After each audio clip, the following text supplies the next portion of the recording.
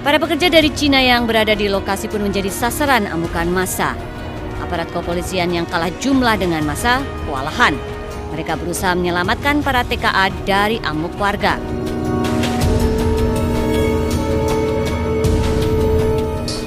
Ini kesepakatannya ini. Sampai di atas materai, Bang, ya? Jadi kita sebenarnya mau ngadap sama pimpinan supaya tidak ada terjadi seperti ini. Maksud dan tujuan kita datang ke sini untuk menyikapi ini. Apakah udah ada penyelesaian di belakang ini? Para pekerja dari Cina yang berada di lokasi pun menjadi sasaran amukan massa. Aparat kepolisian yang kalah jumlah dengan massa kewalahan. Mereka berusaha menyelamatkan para TKA dari amuk warga. Untuk meredam amukan warga, polisi kemudian mengevakuasi puluhan TKA menuju kota Ketapang yang berjarak sekitar 4 km dari lokasi tambang. Lokasi tambang pun dijaga oleh aparat kepolisian. Dari Ketapang, Kalimantan Barat, Rosti Yulizar, iNews melaporkan. Dan dalam penataan penggunaan tenaga kerja asing di Indonesia, pertama saya minta agar proses perizinannya tidak berbelit-belit. Ini penting sekali. Karena keluhan-keluhan yang saya terima, perizinannya berbelit-belit.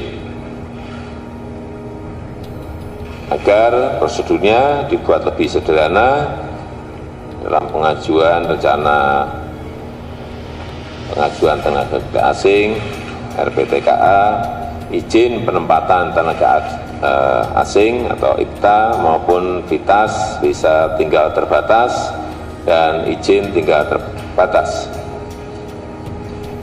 Yang saya minta untuk dijalankan lebih cepat dengan berbasis online dan dilakukan secara terintegrasi, terpadu antara Kementerian Tenaga Kerja, Imigrasi, di bawah Kementerian Hukum dan HAM.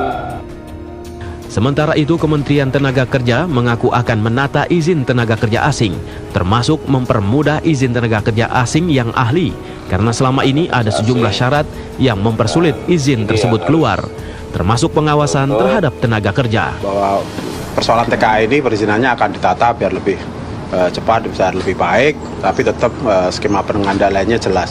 Jadi izin dibuat mudah, perizinan dibuat mudah, tapi kemudian pengawasannya juga diperkuat gitu.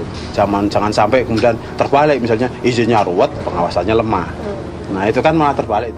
Pemimpin yang mengatakan bahwa rakyat Indonesia tidak bisa bersaing dengan bangsa lain. Karena itu kita perlu mengizinkan tenaga kerja asing masuk ke Indonesia. Saya berbeda pendapat dengan faham semacam itu. Right or wrong, my people.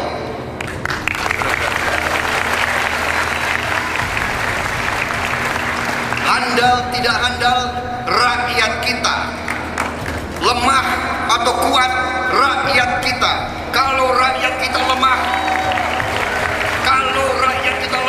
harus dibikin kuat. Kalau rakyat kita kurang pintar, harus dibikin pintar. Kalau rakyat kita kurang mampu, harus dibantu menjadi mampu. Bukan kita menyerah, bukan kita menyalahkan rakyat kita sendiri, bukan kita membiarkan rakyat kita untuk kelelawar, untuk menjadi kacung bangsa lain.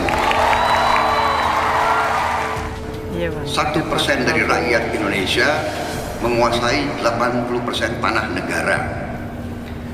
Ini bukan Prabowo Subianto, ini adalah Bank Dunia dan Institute for Global Justice.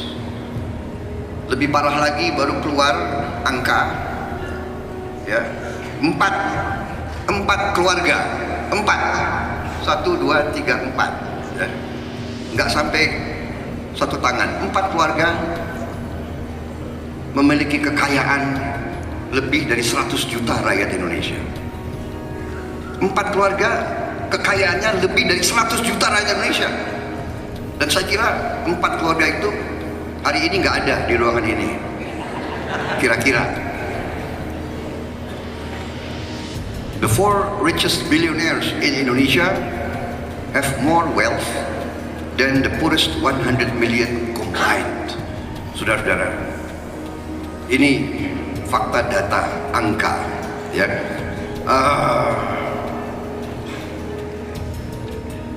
Suka dengan berita ini? Saya kira kita tidak suka. Perlu nggak kita bicarakan? Saya kira perlu. Saudara, bukan untuk menurunkan semangat saudara, justru saya ingin menggugah semangat saudara. Saudara-saudara, calon-calon pemimpin muda, Anda harapan bangsa dan negara kita. Anda harus bantu bangsa kita. Keadaan yang seperti ini adalah keadaan yang salah, yang keliru. Saya sudah berjuang sekian belas tahun, dan makanya orang elit Indonesia paling tidak suka sama Prabowo Subianto. Saya juga, yang berani undang saya ya Muhammadiyah. Indonesia kebocoran keuangan 1.000 triliun tiap tahun,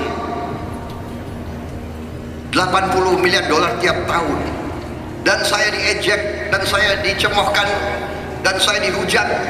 Tetapi Menteri Keuangan pemerintahnya sekarang sendiri mengakui uang kita ada di luar negeri. Berarti Prabowo Subianto benar. Pasti ada yang mengirim ke luar negeri. Benar nggak?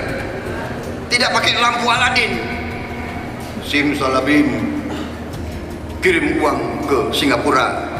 Enggak. Ada niat, ada rencana, ada sistem untuk mengambil uang dari Indonesia ke luar negeri, dan ini sudah berjalan belasan tahun, bahkan puluhan tahun.